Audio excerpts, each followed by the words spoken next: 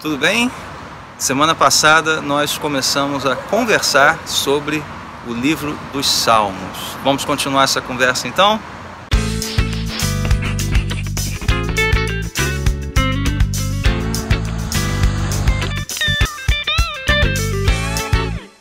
Eu quero trazer para a nossa conversa de hoje um personagem muito conhecido da história da igreja, Atanásio. Aliás, Atanásio mesmo. Eu confundi com Ambrósio, mas é Atanásio mesmo. Atanásio de Alexandria.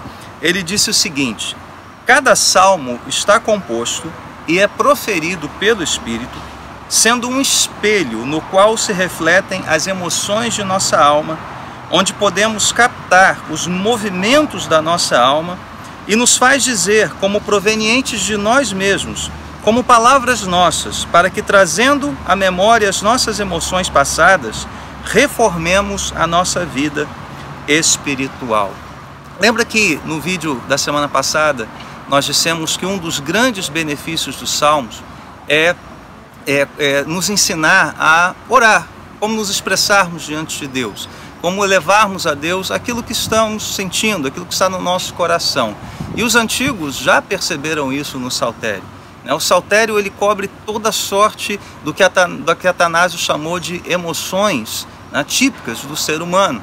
Então nós vemos salmos ali onde o salmista está muito triste, muito assim para baixo, né? Salmos pelo contrário, onde ele está eufórico, ele está alegre, está celebrando a Deus.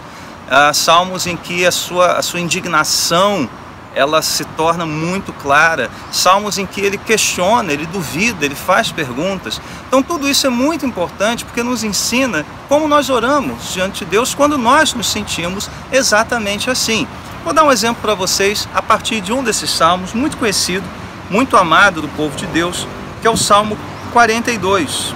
O Salmo 42 é um refrão bem conhecido, quando o salmista diz assim: minhas lágrimas têm sido o meu alimento de dia e de noite, pois me perguntam o tempo todo, onde está o seu Deus? Ou seja, por que ele está chorando? Porque parece que Deus não está agindo.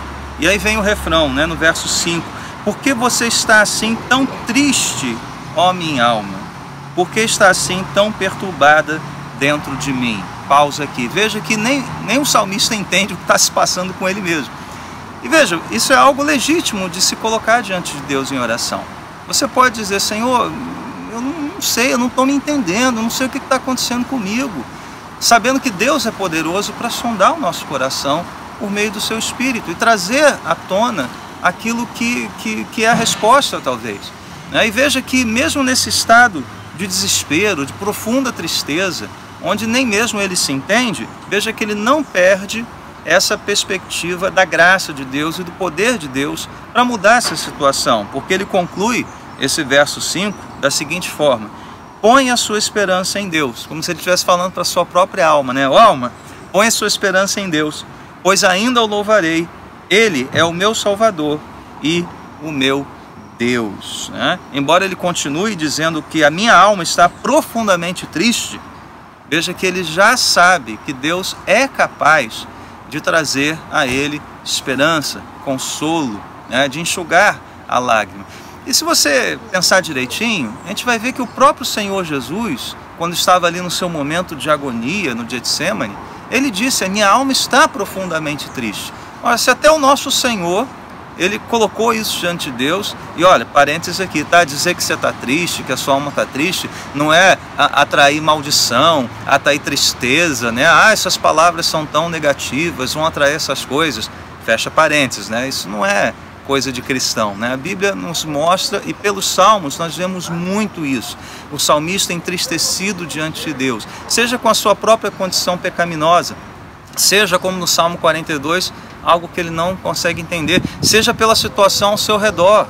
Às vezes o povo está em pecado, né? Então tudo isso ele está ali lamentando diante de Deus, ele está entristecido, está chorando diante de Deus de maneira legítima. E nós podemos fazer isso hoje com liberdade diante do nosso Pai Celestial. Então esse é um dos grandes benefícios do Saltério. Na semana que vem a gente vai continuar desembrulhando melhor esse benefício de como nós nos expressamos diante de Deus. Até lá então.